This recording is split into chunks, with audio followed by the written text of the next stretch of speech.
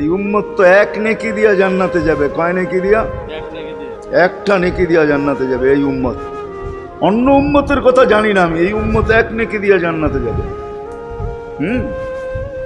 নবীর একটা আদর্শের কারণে জান্নাতে যাবে। সিরত মানি আদর্শ, আর এটা আমরা কদমে কদমে মুহতাজ।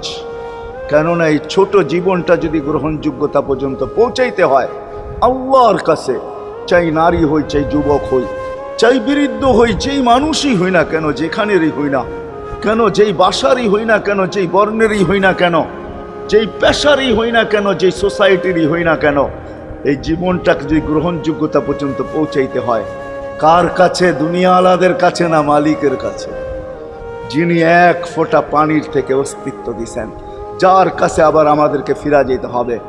পালানের কোনো সুযোগ নাই। এই জন্যই কোরআন আমাদেরকে বোঝায় আইনাল মাফার। আল্লাহ বলতেছে কোথায় ভাগবে তুমি, বলো কোথায় ভাগবে? কবির কথাই সত্য, যদিও নাকি পালাও তুমি আকাশেতে লাগিয়ে সিঁড়ি, সিঁড়ি লাগাও যদি আকাশে চলে যাও, তো আল্লাহ বলে তোমার বাগার কোনো সুযোগ নাই। কেননা ইল্লা বি সুলতান, ওইখানেও আমার রাজত্ব, এইখানেও আমার রাজত্ব, ডাইনো আমার রাজত্ব, বামে আগে পিছে উপরে নিচে সর্বত্র আমার রাজত্ব। আমার রাজত্বের বাহিরে যাওয়ার ক্ষমতা তোমাদের নাই।